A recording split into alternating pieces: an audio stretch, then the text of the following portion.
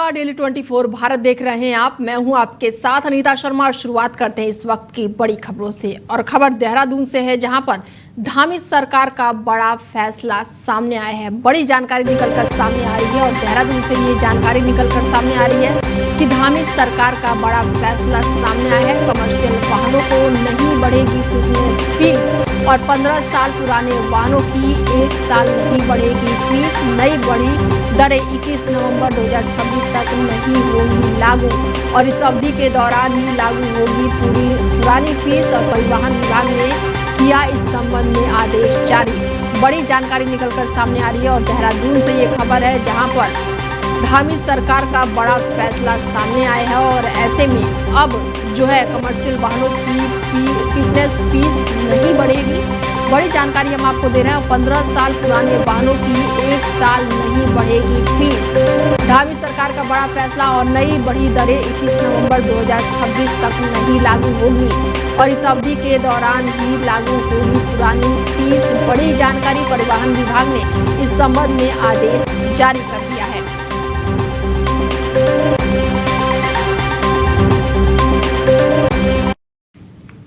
दक्षिण अफ्रीका में आयोजित G20 शिखर सम्मेलन के दौरान प्रधानमंत्री नरेंद्र मोदी ने हिस्सा लेते हुए ब्राजील के राष्ट्रपति सहित कई वैश्विक नेताओं से मुलाकात की है। और इस दौरान प्रधानमंत्री ने अलग अलग देशों के प्रतिनिधियों से कई मुद्दों पर चर्चा की और आपसी सहयोग को मजबूत करने पर विचार विमर्श किया। तो वहीं G20 शिखर सम्मेलन को लेकर पीएम मोदी ने सोशल मीडिया एक्स पर कई पोस्ट किए हैं। उन्होंने लिखा है कि जोहानिसबर्ग दक्षिण अफ्रीका में हुए G20 शिखर सम्मेलन के पहले सत्र में मैंने हिस्सा लिया और ये सत्र समावेशी और सतत विकास पर केंद्रित था। अफ्रीका पहली बार G20 शिखर सम्मेलन की मेजबानी कर रहा है और ऐसे में अब सही समय है कि हम अपने विकास के मापदंडों को फिर से सोचें और ऐसे विकास चुनें जो सबको साथ लेकर चले और धरती के संतुलन को बनाए रखे। भारत के प्राचीन विचार, खास करके मानववाद का सिद्धांत, हमें आगे का रास्ता दिखाता है। प्रधानमंत्री नरेंद्र मोदी ने G20 शिखर सम्मेलन में इटली की प्रधानमंत्री जॉर्जिया मेलोनी से मुलाकात की है और इस मुलाकात का एक वीडियो भी सामने आया है, जिसमें दोनों नेता एक दूसरे से गर्मजोशी से मिलते हुए दिखाई दे रहे हैं। और इससे पहले दक्षिण अफ्रीका राष्ट्रपति से भी मुलाकात हुई थी प्रधानमंत्री नरेंद्र मोदी की और इस दौरान उनका भव्य स्वागत किया गया था और इस दौरान दोनों नेताओं ने एक दूसरे से बातचीत भी की।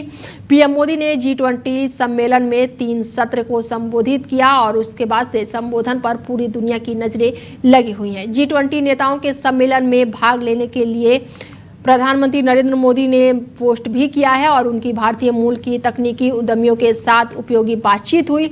उन्होंने फिनटेक, सोशल मीडिया मंच, कृषि, शिक्षा, स्वास्थ्य सेवा, चिकित्सक उपकरण आदि क्षेत्रों में किए जा रहे कार्यों के बारे में बातचीत की। अफ्रीका में आयोजित पहला G20 शिखर सम्मेलन दुनिया के सबसे गरीब देशों को प्रभावित करने वाले लंबे समय से जारी कुछ समस्याओं के समाधान की दिशा में आगे बढ़ने के महत्वाकांक्षी एजेंडे के साथ शनिवार को शुरू हुआ। दुनिया की सबसे समृद्ध एवं प्रमुख उभरती अर्थव्यवस्थाओं के नेता और शीर्ष सरकारी अधिकारी दक्षिण अफ्रीका के प्रसिद्ध स्वेटो के पास ये प्रदर्शनी हुई और इसके साथ ही जो वीडियो इस समय वायरल हो रही है वो और चर्चा का जो विषय बनी हुई है कि जॉर्जिया मेलोनी से प्रधानमंत्री नरेंद्र मोदी की मुलाकात हुई है और इस दौरान दोनों नेताओं ने हालचाल जाना है। आंध्र प्रदेश के श्री सत्य साई जिले के पास भगवान श्री सत्य साई भगवान के शताब्दी वर्ष के उपलक्ष्य में एक भव्य कार्यक्रम आयोजित किया गया और इस महत्वपूर्ण अवसर पर देश की राष्ट्रपति द्रौपदी मुर्मू और आंध्र प्रदेश के मुख्यमंत्री एन चंद्रबाबू नायडू विशेष रूप से उपस्थित हुए। दोनों गणमान्य अतिथियों ने समारोह में शामिल हुए, श्रद्धांजलि अर्पित की और साईं बाबा के आध्यात्मिक योगदान और मानव सेवा के कार्यों को याद किया। कार्यक्रम के दौरान बड़ी संख्या में भक्त और अनुयायी भी मौजूद रहे, जिन्होंने शताब्दी समारोह में भाग लेकर अपने श्रद्धा व्यक्त की। पूरा आयोजन शांतिपूर्ण और भक्ति के माहौल से भरपूर रहा, जहां साईं बाबा के उपदेशों और सेवा कार्यों की झलक देखने को मिली। दिल्ली में सरदार वल्लभ भाई पटेल की 150वीं जयंती के मौके पर आयोजित यूनिटी मार्च समारोह में केंद्रीय मंत्री और बीजेपी राष्ट्रीय अध्यक्ष जेपी नड्डा और केंद्रीय मंत्री मनसुख मांडवीय विशेष रूप से शामिल हुए और इस अवसर पर उन्होंने कार्यक्रम की शुरुआत करते हुए हरी झंडी दिखाकर कई बसों को रवाना किया, जो मार्च में भाग लेने के लिए विभिन्न मार्गों पर गई। और ये आयोजन राष्ट्रीय एकता और सरदार पटेल के योगदान को याद करने के उद्देश्य से आयोजित किया गया, जिसमें जनता और पार्टी कार्यकर्ताओं ने भी उत्साहपूर्वक हिस्सा लिया। बिहार के उप मुख्यमंत्री सम्राट चौधरी ने एक बयान में कहा है कि बीजेपी नेतृत्व और मुख्यमंत्री नीतीश कुमार के मार्गदर्शन की वजह से उन्हें राज्य के गृह मंत्री के रूप में कार्य करने का अवसर मिला है। उन्होंने बताया कि नीतीश कुमार ने लगातार राज्य में सुशासन को मजबूत किया है और आगे भी उनके नेतृत्व में यही व्यवस्था कायम रहेगी। सम्राट चौधरी ने कहा कि बिहार में सुशासन की नीति ने अराजकता को समाप्त करने में अहम भूमिका निभाई है। साथ ही उन्होंने स्पष्ट किया है कि बिहार अपराधियों के लिए जगह नहीं है और ऐसे लोगों को राज्य छोड़ना ही पड़ेगा। बिहार के गृह मंत्री सम्राट चौधरी ने राज्य के अपराधियों को कड़ी चेतावनी दे दी है। सम्राट चौधरी ने कहा कि अपराध करने वालों को अब खैर नहीं रहेगी। पुलिस को अपराध रोकने के लिए पूरी छूट दी गई है। उन्होंने स्पष्ट किया कि अब पुलिस के हाथ बंधे हुए नहीं है, बल्कि खुले तौर पर कार्रवाई करने की पूरी आजादी है। अपराधियों के लिए अब बिहार में कोई भी जगह नहीं है।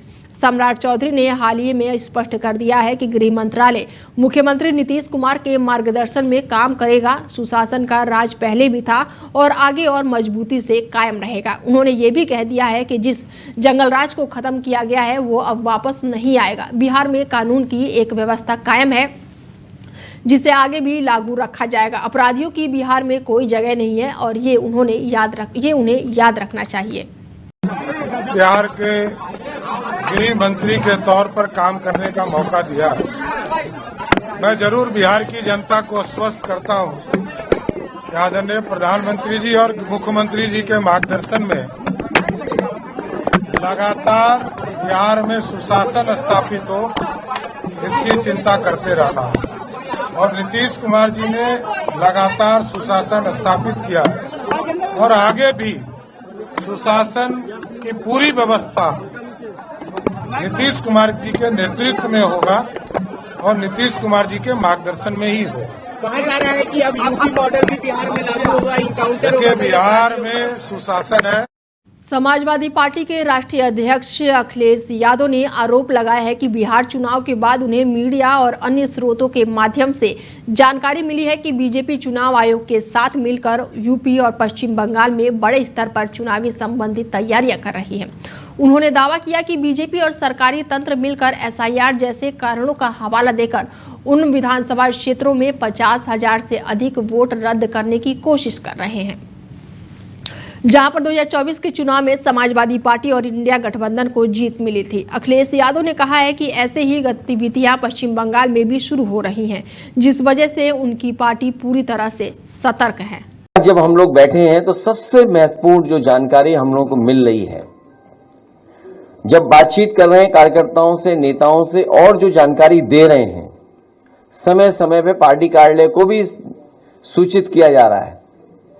अभी सुबह जब एक हमारे विधायक ने फोन किया, उन्होंने कहा कि जो बीएलओ हैं, जितना उन्हें सहयोग करना चाहिए वो सहयोग नहीं कर रहे हैं। एक जगह वो बैठ जाते हैं, उसके बाद वो उन्हें ढूंढिए आप लोग, तब मिलेंगे, नहीं मिलेंगे। लेकिन सच्चाई ये है, जब बिहार का चुनाव देख लिया, बिहार के बाद जो अखबारों में लिखा गया, सोशल मीडिया पे जो आया या अन्य माध्यमों से जो जानकारी मिली है, वो जानकारी ये मिली है कि उत्तर प्रदेश और वेस्ट बंगाल में बड़ी तैयारी है भारतीय जनता पार्टी की और चुनाव आयोग से मिलकर के है। क्योंकि चुनाव आयोग की तरफ हम देखते हैं तो हमें उम्मीद है, करते हैं कि वो निष्पक्ष होगी, वो संस्था निष्पक्ष होगी, वो हमारी किसी भी शिकायत का निराकरण करेगी। लेकिन सुनने में आ रहा है कि 2024 की हार के बाद सबसे ज्यादा भारतीय जनता पार्टी और चुनाव आयोग फोकस कर रहा है वेस्ट बंगाल पर और उत्तर प्रदेश पर, अन्य स्टेटों पे भी जहां पर बीजेपी की सरकार नहीं है। उदाहरण के लिए तमिलनाडु जहां चुनाव आने वाला है। दिल्ली में पॉल्यूशन को देखते हुए रेखा गुप्ता सरकार का बड़ा फैसला सामने आया है। एनसीआर और आसपास के इलाकों में लगातार बिगड़ती हवा की गुणवत्ता को देखते हुए वायु गुणवत्ता प्रबंधन आयोग ने शनिवार को गैप के नियमों में बदलाव करते हुए प्रदूषण नियंत्रण उपयोगों की ओर कड़ा रुख किया है और ये निर्णय तब लिया गया है जब दिल्ली की वायु गुणवत्ता लगातार बहुत ही खराब श्रेणी में बनी हुई है। ग्रेप एक आपातकालीन योजना है जिसके तहत एनसीआर में प्रदूषण बढ़ने पर अलग अलग एजेंसियां और विभाग मिलकर तय नियमों के अनुसार तुरंत ही कार्रवाई करते हैं और ये आयोजन वैज्ञानिक अध्ययन और विशेषज्ञों की सलाह के बाद की जाती है। CAQM ने ग्रैप के ढांचों में बदलाव किया है और इसमें कुल 4 चरण होते हैं, लेकिन अब इसे घटाकर 3 चरण कर दिए गए हैं। स्टेप 1, स्टेप 2 और स्टेप 3। स्टेज 4 को पूरी तरह से हटा दिया गया है। इसका मतलब है कि जैसे ही AQI 401 से 450 के बीच पहुंचता है और ग्रैप का स्टेज 3 लागू होता है। पहला स्टेज 4 में शामिल सभी कड़े प्रतिबंध और कार्रवाई और अब स्टेज 3 में ही लागू कर दी जाएगी। इस बदलाव का उद्देश्य प्रदूषण के गंभीर स्तर पर जल्द और प्रभावित कदम उठाकर हालातों को और खराब होने से रोकना है। बता दें कि दिल्ली में वायु गुणवत्ता को देखते हुए लगातार अब इस पर धामी रेखा सरकार का बड़ा फैसला देखने को मिल रहा है। दिल्ली के पर्यावरण मंत्री मनजीत सिंह सिरसा ने कहा है कि राजधानी में कूड़ा जलाने पर पूरी तरह से रोक लगानी होगी।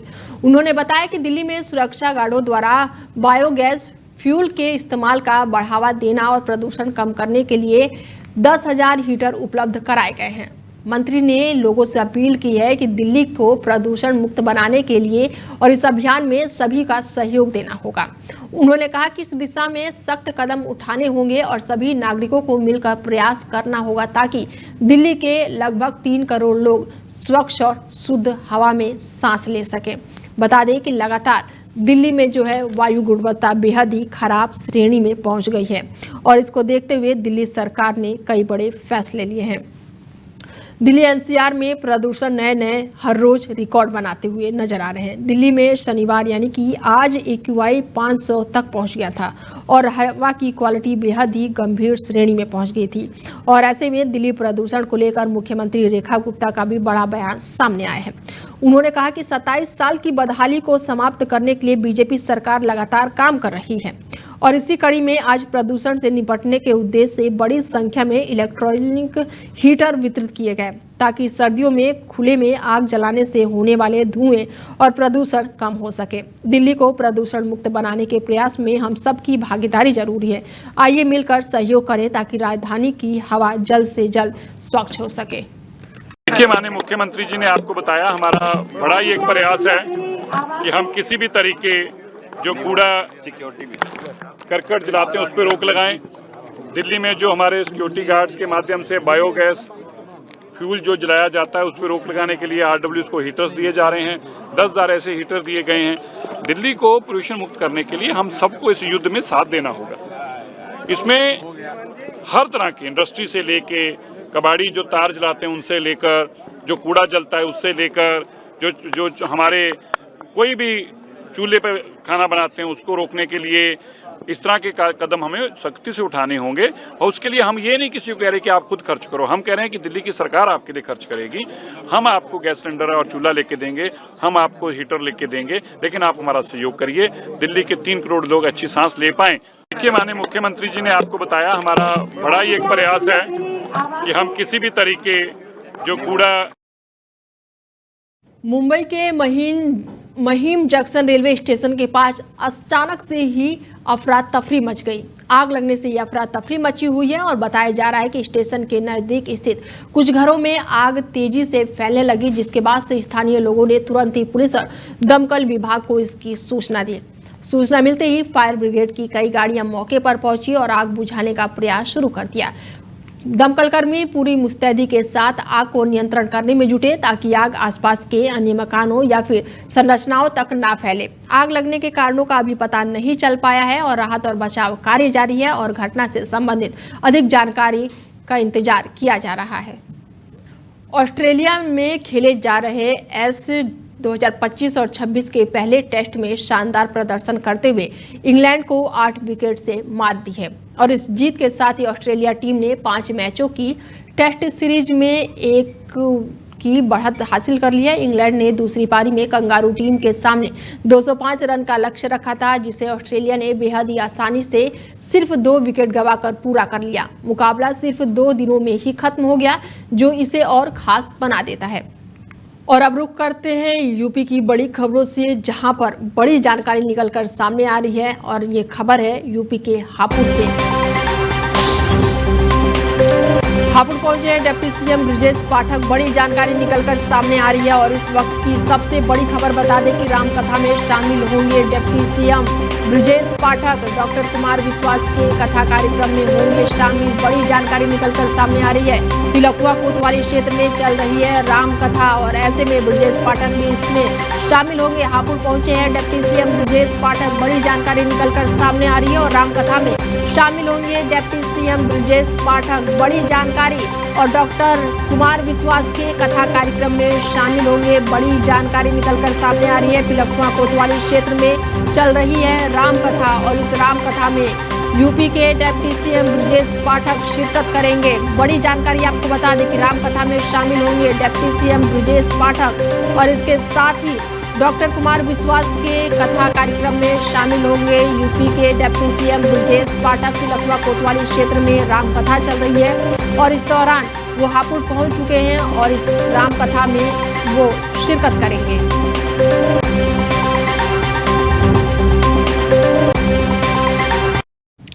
और एक और बड़ी जानकारी निकलकर सामने आ रही है। खबर यूपी से है। बड़ी जानकारी आपको दे दें कि लखनऊ से खबर है, जहां पर खादी महोत्सव में स्वदेशी नवाचार सशक्तिकरण का उत्सव और यूपी के उद्यमी स्वदेशी और ग्रामीण उत्पादकों का कर रहे प्रदर्शन। और ऐसे में 160 से ज्यादा उद्यमी स्वदेशी ग्रामीण उत्पादों का कर रहे प्रदर्शन। कौशल विकास कार्यशाला महोत्सव का आकर्षण। बड़ी जानकारी निकलकर सामने आ रही है। सीएम के मार्गदर्शन में ग्रामीण अर्थव्यवस्था को मजबूत करने की पहल में जुटे हुए हैं।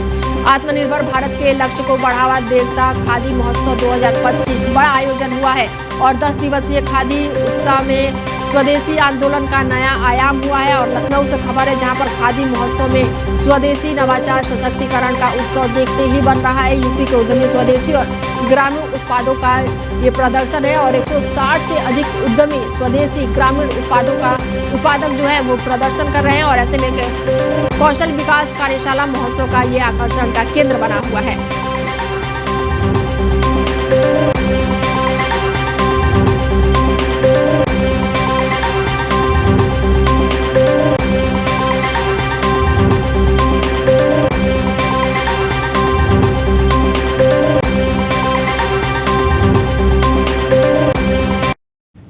यूपी से बड़ी खबर आ रही है, जहां पर आम आदमी पार्टी की पदयात्रा प्रयागराज पहुंच गई है। बड़ी जानकारी निकलकर सामने आ रही है। आम आदमी पार्टी की पदयात्रा प्रयागराज पहुंची है। बड़ी जानकारी आपको बता दें कि रोजगार दो सामाजिक न्याय दो का उद्देश्य से आम आदमी पार्टी की पदयात्रा प्रयागराज पहुंची है। सरयू किनारे से शुरू होकर संगम नगरी में समापन होगा। बड़ी जानकारी आपको बता दें। इसके साथ ही सांसद संजय सिंह की अगुवाई में चल रही पदयात्रा। बड़ी जानकारी आपको दे दें कि 12 नवंबर से 24 नवंबर तक होगी ये पदयात्रा।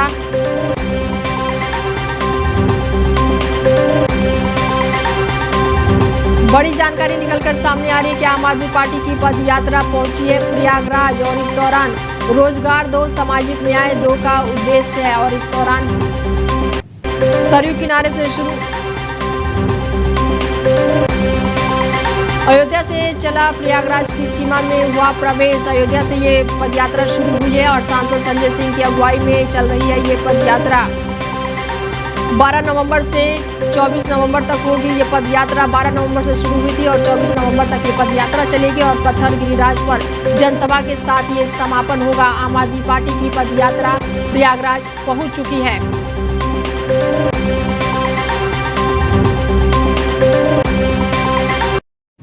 खबरों में आगे बढ़ते हैं और एक और बड़ी जानकारी निकलकर सामने आ रही है और खबर यूपी से है, जहां पर आपको बता दें कि बड़ी जानकारी निकलकर सामने आ रही है। गोरखपुर केंद्रीय मंत्री कमलेश पासवान ने भरा SIR का फॉर्म। बांसगांव लोकसभा के सांसद है कमलेश पासवान। बड़ी जानकारी आपको दे दी कि सजग मतदाता के रूप में दायित्व को निर्वहन है। इसके साथ ही बांसगांव विधानसभा के मतदाता है सांसद। बड़ी जानकारी निकलकर सामने आ रही है। गोरखपुर केंद्रीय मंत्री कमलेश पासवान ने भरा है एसआईआर का फॉर्म। बड़ी जानकारी, बांसगांव लोकसभा के सांसद है कमलेश पासवान और ऐसे में एक तरफ जहां एसआईआर को लेकर पक्ष और विपक्ष आमने सामने है, तो वहीं लगातार अब यूपी में एसआईआर का फॉर्म भरते हुए दिखाई दे रहे हैं और बांसगांव विधानसभा के मतदाता है सांसद और ऐसे में गोरखपुर केंद्रीय मंत्री कमलेश पासवान ने भरा है एसआईआर का फॉर्म। बड़ी जानकारी निकलकर सामने आ रही है।